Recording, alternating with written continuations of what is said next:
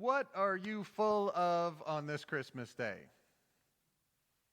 Might be joy on Christmas, but yesterday we had some conversations with people on their way in here who were not full of joy. They were full of loneliness and struggle and grief, and Christmas made that even a little bit more difficult. You might be full of sweets. We certainly have plenty of those at my house. You might be overfull of food if you've had big family gatherings.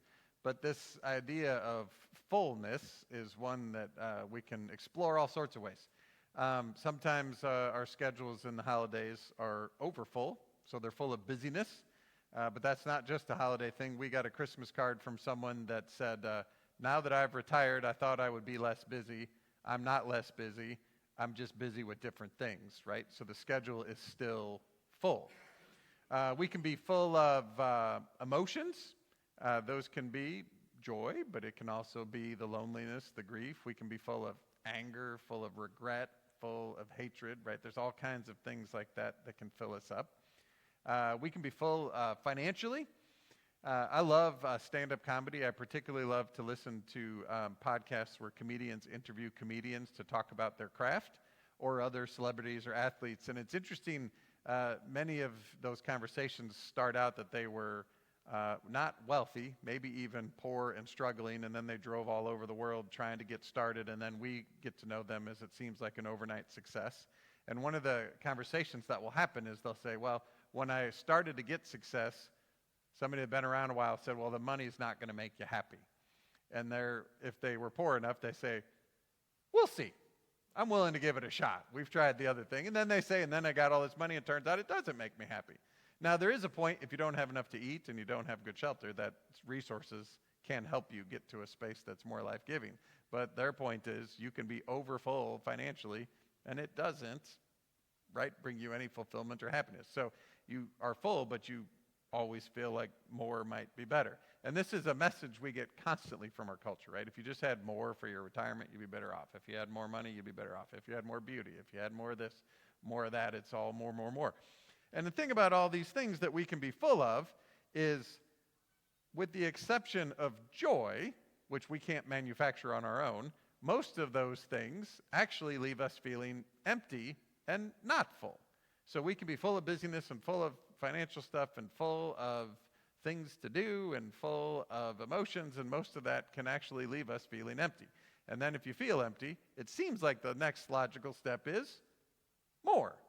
But then you keep trying to fill up and then end up being empty. On Christmas Eve, we always read the stories of the baby Jesus in the manger, and then on Christmas Day, we hear this story from John that doesn't start, it's the very beginning of the Gospel of John, but it doesn't start with a baby Jesus. It starts way before that at the creation. In the beginning was the Word, and the Word was with God, and the Word was God. And then it works its way up from the creation to John the Baptist coming to testify to the light. And then it tells us that the Word became flesh and lived among us. And the Word, Jesus, was full of grace and truth. Not full of all the rest of that stuff. And if you think about Jesus' journey through the world, he might have been full of food. He eats a lot with other people. So I don't know that, certainly he fasted and had some times he was hungry. But Jesus certainly was not financially full. He wandered around with nothing. He was full of relationships, right, of the people around him, but those were often people wanting things from him, right, not people that were necessarily investing in him. He was certainly full of busyness. When you hear, especially if you sit down and ever just read the Gospel of Mark in one sitting, the crowds get to be overwhelming because he'll go someplace and then they'll already be there. And then there's so many people he has to get on a boat to get away from him. But Jesus knows that he's full of busyness, so what does he do?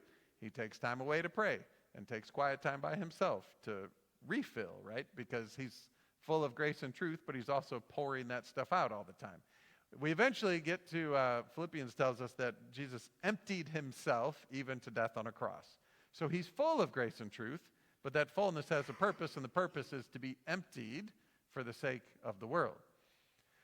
When you get to the end of what we heard from John, it says that from his fullness, we have all received grace upon grace. And so we can go from all of the empty fullness that we have to thinking about the fullness that we get in the gift of life we have from Jesus. So if he is full of grace and truth, and that we receive grace upon grace, that grace upon grace means it keeps coming, right? And so the invitation, I think, is for us to follow Jesus' journey and to be filled up by that grace, but then to pour it out for the sake of others. Now, the tricky part about all this is we don't make grace happen. Just like we don't make joy. I had a conversation with a guy a few years ago. He was really struggling with some grief, and he said, I just want to have joy, and I keep trying to find joy. And I'm like, you can't find joy. Joy happens. You don't get to make it. And the same thing is with grace. It's a gift to us from Jesus, who is full of grace and truth, and then gives us all of that grace and truth, grace upon grace upon grace. And so then it's an invitation for us to be filled up by that, and then to empty ourselves. Now, this is the hard part, is if we're not full, what can we give? Not much, right? When you find yourself being someone's caretaker, if you run yourself all the way into the ground, then you don't have anything to give. Somebody that's empty has nothing to share. And so there's a part of our journey where we have to trust that Jesus fills us up with love and grace, and it's in the serving that we often do get filled up. Like, it's kind of cycle that happens, right? When we live for others, then we get filled up with grace and truth. And then when we pour all that out, it keeps coming back to us. I was thinking this week about people in my life who I have seen, right? Who have seemed like they were full of grace and truth, but were so happy to share it and pour it out for others. And then it seemed like it never runs out. Does that mean they're not busy? No, right? Often they're very busy because they're busy pouring themselves out. It also doesn't mean that they can still have grief, and they can still have struggles and still have suffering, but there's something in that pouring ourselves out for other where we discover the very thing that Jesus fills us up with. And when I think about who some of those people have been, so often they're quiet and humble, and they just keep showing up and showing up. I remember my uncle telling about my grandparents. He said, anytime there was a death, they were at the door with a casserole. Anytime there was a funeral, they were at the church helping set up. Anytime a neighbor was in need, they were there. And that's that kind of pouring out that, right, then fills us up as we go along.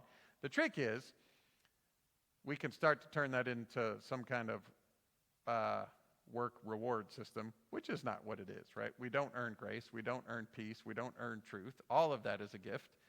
Jesus' way of living in the world was just a model for us to be invited into a way of living that gets us into that cycle of receiving grace upon grace upon grace. What happens if we don't go empty ourselves out? Does God say, never mind? No. God just keeps inviting and pouring God's self out for us so that we can continue to receive grace upon grace. And it's like the Grand Canyon, right? That probably wasn't always there, and the drips and drips and drips of water over a very long time carved it out. That's how grace works. Grace upon grace upon grace. God will keep coming after us and keep coaxing us and inviting us to pour ourselves out for others, trusting that in that pouring out, we experience the gift of life that Jesus has already given us. Amen.